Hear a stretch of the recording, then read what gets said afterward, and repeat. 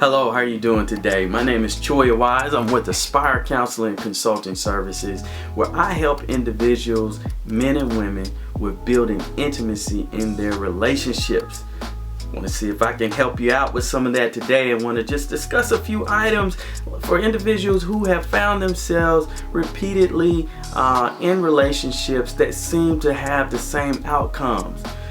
You've been searching for that someone, and you're finding that as you continue to get in relationships, you're meeting partners that seem to have the same personalities, the same characteristics. They're making you feel the same way that you've been feeling time and time again in relationships. You're starting to feel a little bit defeated, sometimes even tempted to settle, because it's like, well, look, maybe this is the best that I can get. I want to talk to you a little bit about that, and so one of the questions that I want to ask you is what makes you get to the point of feeling like you have to settle?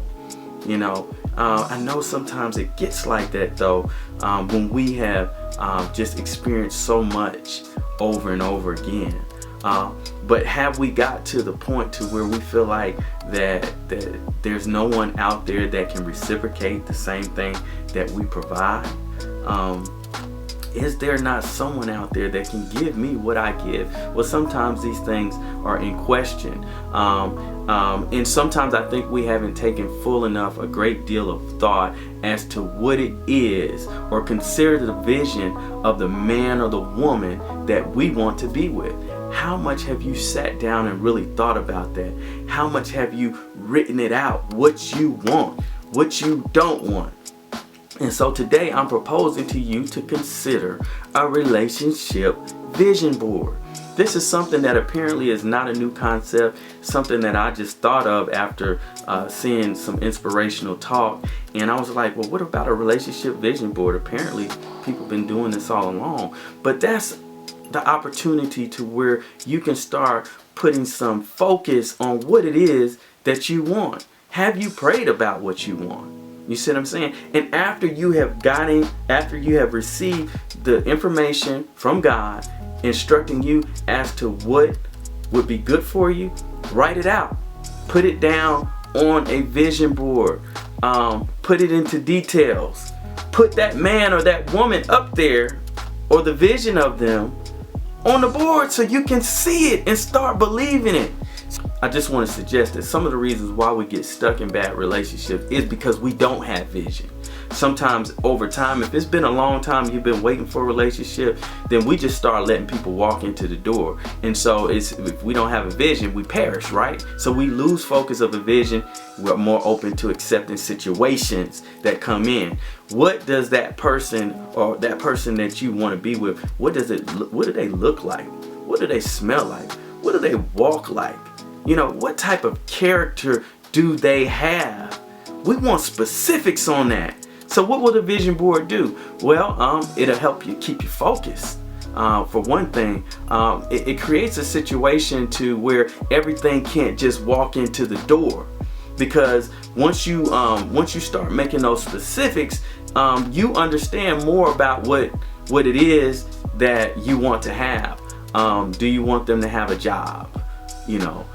Do you want them to not be a liar? Do you want them to not be abusive? Do you want them to be interested in you, make you feel worthy of affection and love, or make you feel worthy of being in a relationship? These are specifics that need to be written down. And so one of the things I want to stress is get specific.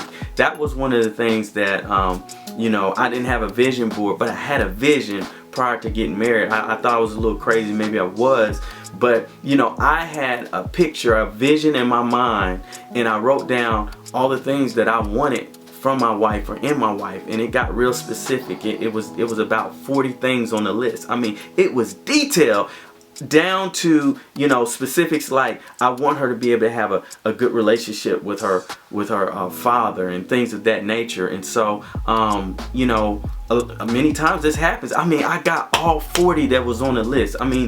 But I prayed about it. I got all 40, y'all, is what I'm saying. So this thing can happen, but we've got to write the vision. We've got to make it plain. And the thing is that on that vision board, you want to put on there what's some of the negotiables and what's some of the non-negotiables. if it's been a while where you haven't been able to be in a healthy relationship, you already know what the non-negotiables are. So something like that you need to have a few of those on the vision board. So for some people, they need to have a full non-negotiable vision board, because the thing is that we get so caught up in bells and whistles and things that look good that we forget about the things that have been negative and have impacted us in a negative way in the relationships and caused us a lot of hurt, heartache, and pain. We forget that because of bells and whistles. That guy, that woman comes in looking good, smelling good, talking good. But then we start tracking history, and the history doesn't look good, and they're already saying crazy things that are flashes, reminders of things that you have experienced in the past. And then soon they start talking to you a certain way. But because we're looking at the bells and whistles, we don't have those non-negotiables. We fall back into a trend of negative relationships. And after you've been 4, 5, 6, 7, 8 relationships like that, you start to think, well, maybe it's me. It's not you. It's not you. It's you in a way, because of who I am choosing, allowing into my space, because I haven't had vision. So I want you to focus on the vision, make it plain. Don't just let everything walk into the door. We want clear specifics about what it is that we want in a relationship on that vision board. And this is the thing. We can't start compromising with the vision board. Okay? We can't start compromising with the vision board. What I mean is this.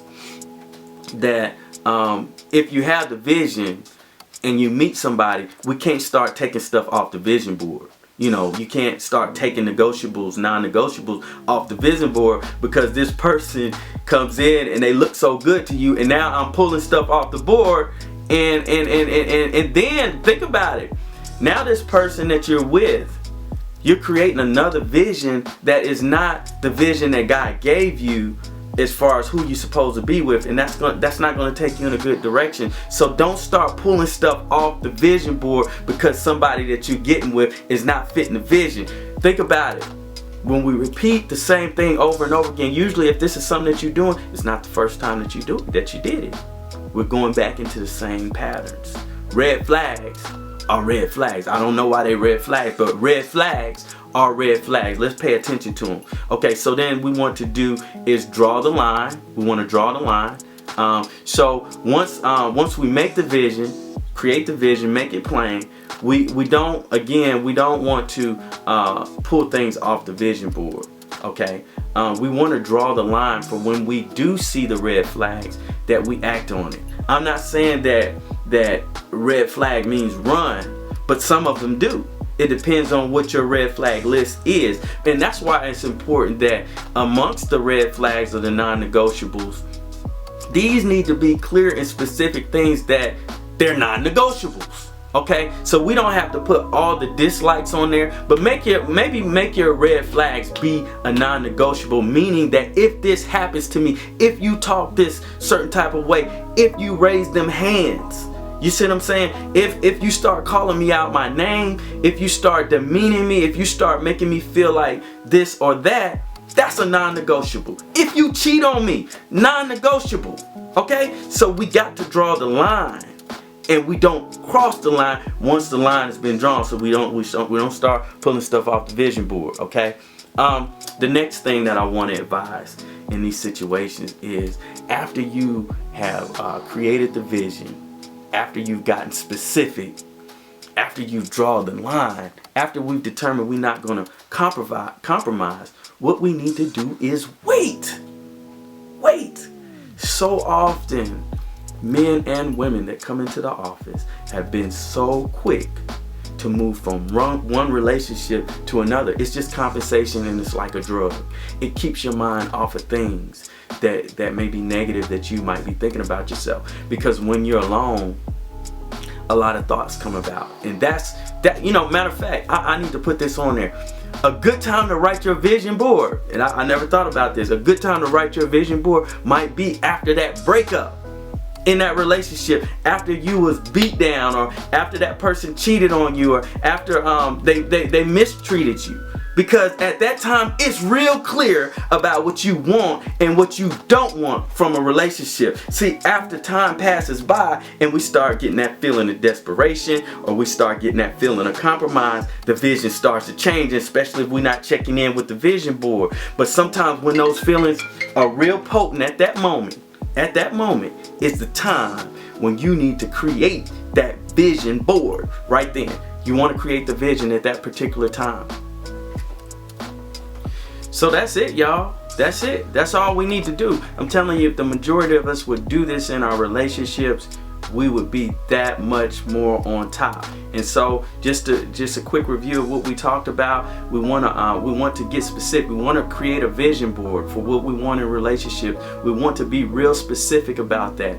We don't want to compromise what we put on the vision board. We want to draw the line, okay? And we want to wait. Try those things out and let me know, if you have any questions or concerns about that. I'm with Aspire Counseling and Consulting Services. Again, Choya Wise.